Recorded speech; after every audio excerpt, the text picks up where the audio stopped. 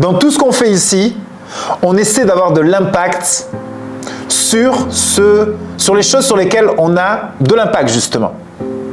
Nos perceptions, nos pensées, l'histoire qu'on se raconte, nos croyances, nos émotions, nos choix, nos décisions, nos comportements.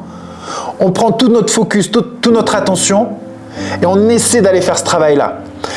Mais mon énergie, je dois la mettre ici. Je ne dois pas aller la mettre sur le fait de vouloir changer quelqu'un. Avoir une attente envers cette personne parce que si je lui dis que je suis désolé, elle va me dire aussi et vous rentrez dans une histoire où vous avez des attentes sur l'extérieur.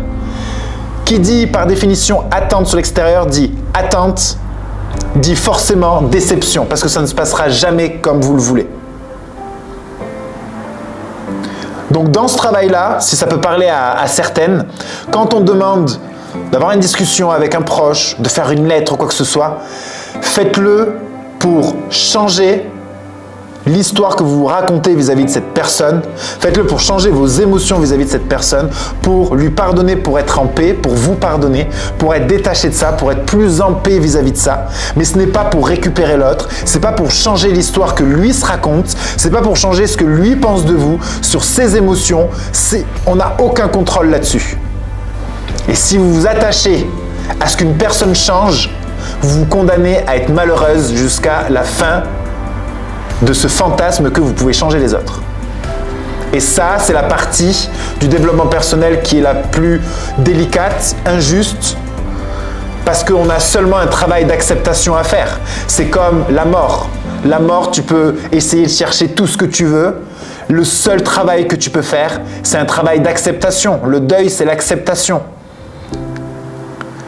Est-ce que ça veut dire que comment on fait pour être heureux après la perte d'un proche? Non. Comment je peux accepter au mieux et l'intégrer dans ma vie et vivre avec? Ça, c'est la réalité. Là, c'est exactement pareil, Dorothée. C'est de détruire certains fantasmes et de se dire, dis ce que tu as à lui dire pour toi, pour te sentir bien, pour te sortir en paix, pour te changer l'histoire que tu te racontes vis-à-vis d'elle, vis-à-vis de toi. Et essaie de décharger toutes les attentes que tu as vis-à-vis d'elle, sur ses réactions, sur ce qu'elle va penser. Et accepte potentiellement que jusqu'à la fin de tes jours, et à la fin de ses jours, elle croira que tu es le bourreau qui a niqué son couple, tu es son bourreau. Ok, accepte que tu es son bourreau. Et ça, c'est injuste. De refocus là-dessus sur plus je vais passer du temps à me préoccuper des choses sur lesquelles j'ai du contrôle, plus je suis en train de croître. Plus ma vie elle est en croissance, plus je suis en train de grandir. Tous les moments où je vais mettre mon attention, mon focus sur des choses sur lesquelles je n'ai pas de contrôle, ma vie elle décroît. Ça veut dire quoi? Ça veut dire que là je vais me plaindre, là je vais être déçu, là je vais être triste, je vais laisser l'extérieur me rendre émotionnel parce que je prends mon temps à aller discuter de ce qui ne va pas, la politique, la météo, les gens, et moi j'ai fait le ménage et on ne m'a pas reconnu, on ne m'a pas dit merci. Vous vous occupez à focaliser sur l'extérieur.